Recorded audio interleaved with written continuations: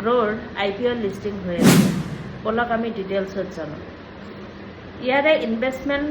ষ্টাৰ্টিঙৰ পৰা 14,250 পৰা ষ্টাৰ্ট কৰিব পাৰি আৰু ইয়াৰে প্ৰাইচ ৰেঞ্জ ৰাখিছে 95 to 100ৰ ভিতৰত আৰু লট সাইজ ৰাখিছে 150 আৰু আপোনাৰ গ্ৰোৰ যেটো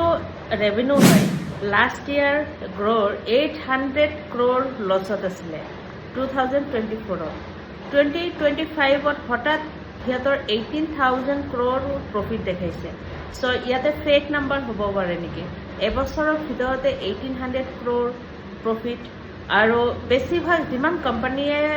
IPOৰ কাৰণে লিষ্টিং কৰে সেইবোৰ কোম্পানীয়ে সাপোজ লিষ্টিং কৰাৰ এবছৰ আগতে আপোনাৰ